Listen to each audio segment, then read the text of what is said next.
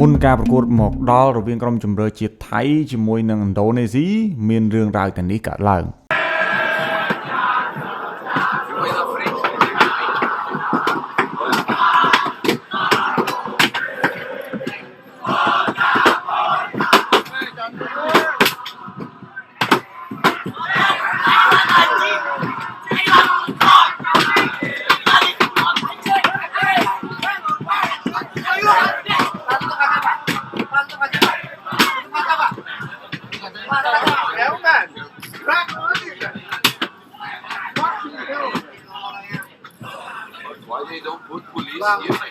ដំណើរនៃការមកដល់របស់ក្រុមកីឡាករជម្រើសជាតិថៃ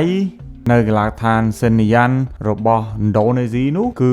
ក្រុមអ្នកគាំទ្របាននាំគ្នាពាត់ឡានក្រុមជម្រើសជាតិថៃចិត្តតែម្ដងដោយពួកគេបាននាំគ្នាគប់ដុំថ្មក៏ដូចជាសម្ដៅទៅលើឡានក្រុមជម្រើសជាតិនេះគឺជាការគំរាមកំហែងមួយរបស់អ្នកគាំទ្រឥណ្ឌូនេស៊ីមុនការប្រកួតមកដល់គូបញ្ជាក់ផងដែរថាក្រុម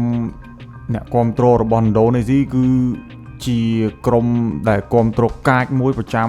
តំបន់អាស៊ានយើងនេះហើយពួកគេតែងតែមានសកម្មភាពប្លែកក៏ដូចជាតែងតែទទួលការពិន័យពី AFC ជារឿយៗផងដែរក្នុងជំនួបដ៏តានតឹងរវាងក្រុមជម្រើសជាតិថៃនិងឥណ្ឌូនេស៊ីក្រោមក្រសែភ្នែកអ្នកទស្សនាប្រមាណជាង 50,000 នាក់ឯណោះហើយនេះគឺជាសម្ពាធមួយដែរសម្រាប់ក្រុមជម្រើសជាតិថៃស្ថិតក្នុងការប្រកួតនេះក៏មានកីឡាករ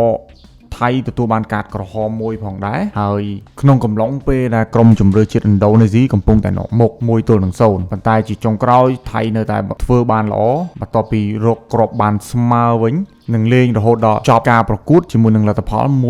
1-1ដោយលទ្ធផលនេះធ្វើឲ្យថៃបន្តឈរកំពូលតារាងមាន6ពិន្ទុស្មើគ្នាជាមួយក្រុមឥណ្ឌូនេស៊ីតាមពីក្រោយដោយកម្ពុជា